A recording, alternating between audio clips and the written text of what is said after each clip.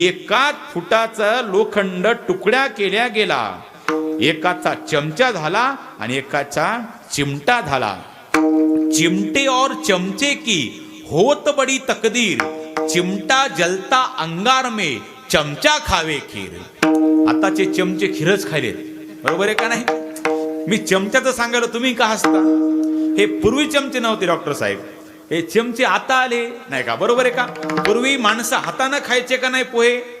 आता सकाळ झाली, प्लेट आली, पोहे आले, त्या पोह्याच्या प्लेटच्या मध्ये घुसला चमचा।